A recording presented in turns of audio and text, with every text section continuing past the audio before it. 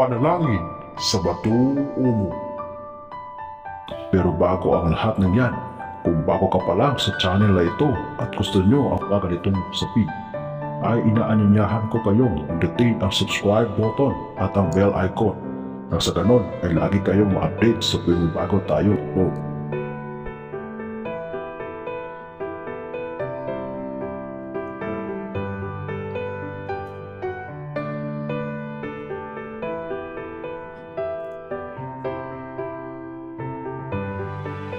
Batong engkanto o mas kilala sa atin na Batu-Umo ay gamit pangkabal at kunat at pangkalahatan. Para malaman mo na tunay ang iyong gamit na Batu-Umo o nabili mong Batu-Umo, manutin ito ng plastic at kumuha ng lighter at sunugin ito.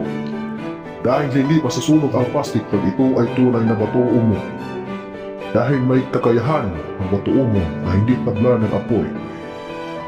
Pwede rin itong pupukin ng martilyo para malaman kung peke o tunay ang gamit mong Batu-Umo. Dahil hindi ito mabibiyak, dahil sintigas ito ng bakal at iwas sa mga sakit. Palaging dalhin sa katawan ang gamit mong Batu-Umo para makaiwas ka sa mga masamang atake tulad ng parang, galpo, sumpa at iwas disgrasya. Pwede mo rin itong ibabad at ihungin ang pinagbabara nito para lagi kang malakas at iwas sa mga sakit. Para mapalakas ang taglay at kapangyarihan ng Batu-Umo, dapat ibilad ito sa kabilugan ng buwan at pahira ng langis na gawa sa Berde Santo o pwede ding natural na langis ang gamitin mo. At tuwing Martes at Sabado ay dasalan ito.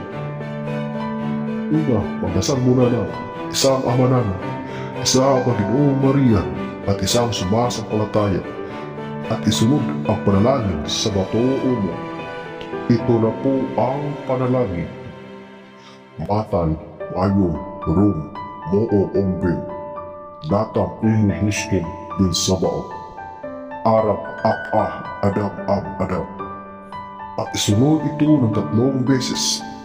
Panginoong Jesus, hari ka po ng bato at bakal.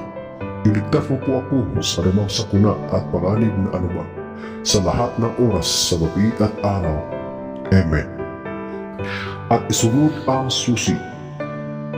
Jesus Adonai, Jesus Elohim, Jesus Sabaoth, salva mo.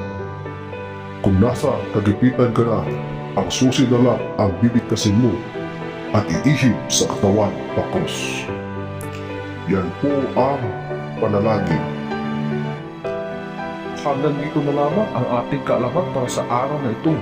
Muli, maraming salamat sa inyong walang sawang panonood. God bless us all.